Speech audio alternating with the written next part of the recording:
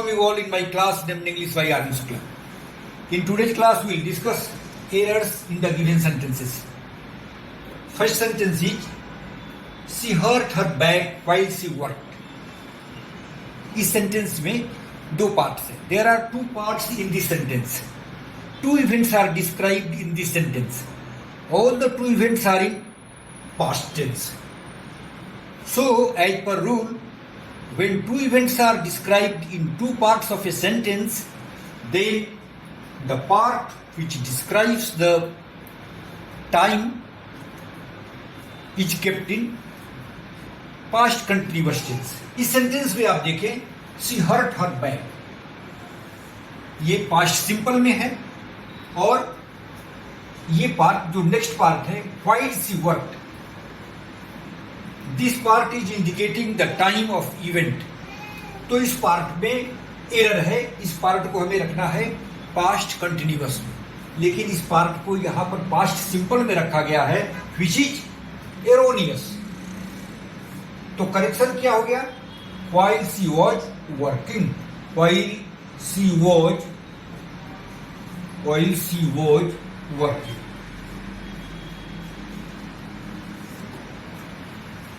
When two parts of a sentence describes two events, then the part containing the time of the event is kept in past continuous tense. तो इस rule के अनुसार error यहाँ था दूसरे part में, और इसका करेक्शन हमने किया while she was working. Next sentence, she was awarded with a doctorate degree. इस सेंटेंस में प्रीपोजिशनल एरर है. अवार्ड के साथ विथ का प्रयोग नहीं किया जाएगा, because award is a transitive word and a transitive word doesn't take any preposition. award के साथ किसी preposition का प्रयोग नहीं किया जाता है. She was awarded a doctorate degree.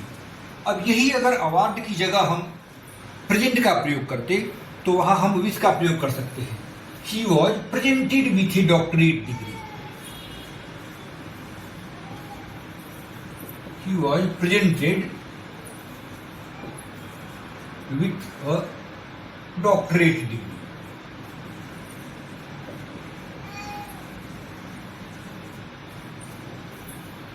अब अवार्ड के साथ विथ का प्रयोग होता भी है. कहाँ होता है हम आपको ये बताते हैं. अगर यही ये होगा कि he was awarded with a trophy और he was awarded with a prize, तो जब प्राइज और ट्रॉफी का मेंशन किया गया हो तो अवार्ड के साथ हम विथ का प्रयोग करते हैं. Award with a trophy, award with और trophy, award with a trophy, award with a prize. लेकिन जब कोई एकेडमिक टाइटल का अवार्ड दिया जाता है उसमें हम किसी प्रीपोजिशन का प्रयोग नहीं करते हैं.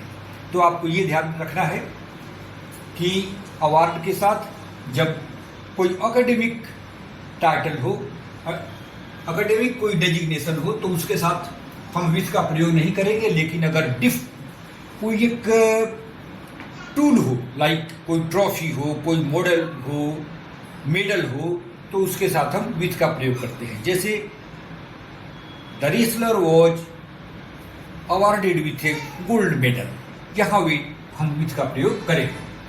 वैसे ही एक दूसरा वर्ड है कॉन्फर्ट. कॉन्फर्ट, यहाँ भी हम किसी प्रीपोजिशन का प्रयोग नहीं करते हैं. He was conferred a doctorate degree. तो ये आपको ध्यान रखना है. Now next sentence, you had better gone और यू बी लेट. आपको ये ध्यान रखना है कि हैड बेटर के बाद अगर कोई इन्फिनिटिव का प्रयोग करना है तो वहां पे इन्फिनिटिव का प्रयोग नहीं करके हम मेन V1 फॉर्म का प्रयोग करेंगे. इसका मतलब है यू हैड बेटर गो और यू विल बी लेट. अच्छा होता है आप चले जाएं, नहीं तो देर हो जाएगा. तो हैड बेटर के बाद हम V1 फॉर्म का प्रयोग करते हैं.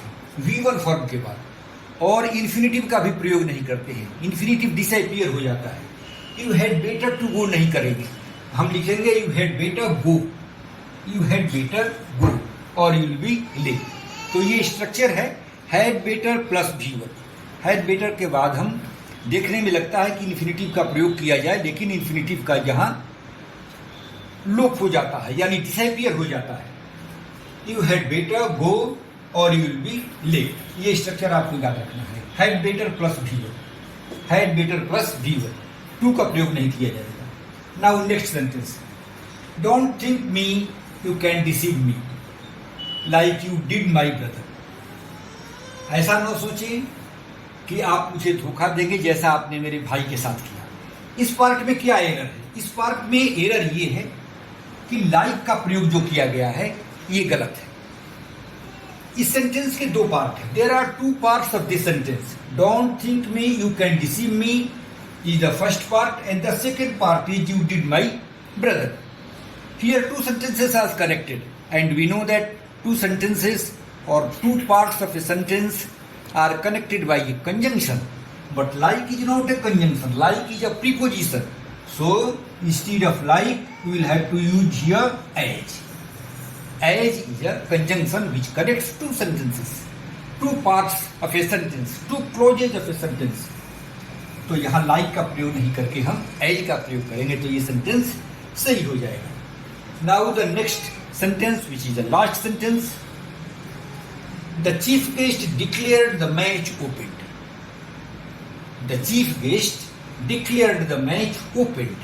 अब फिर आप देखते होंगे किसी भी आप इवेंट में जाते हैं, किसी मैच में जाते हैं, किसी इवेंट में जाते हैं, तो वहाँ इवेंट शुरू होने के पहले चीफ गेस्ट ये प्रोक्लेम करते हैं, now I declare the match open. आपने देखा होगा कोई भी ओपनड नहीं बोलता है। आप सोचते होंगे कि ओपनड क्यों होगा या क्यों नहीं होगा। तो we will discuss here the various meanings of open. Open के वेरियस मीनिंग्स क्या है? ओपन का एक मतलब होता है frank. I am open to all, मैं सबके लिए frank. I am not secret, I am not ambiguous to anyone. और एक ओपन का मतलब है, ओपन का मतलब है एक्सेसिबल टू ऑल, जहां पर सबकी पहुंच हो, जो सबके लिए फैसिलिटेटेड हो, एक्सेसिबल। तो यहां पर when a chief guest declares the match, he makes it possible that now the events are accessible to all the spectators. इसलिए यहां हम ओपन का प्रयोग नहीं करके ओपन का प्रयोग करते हैं।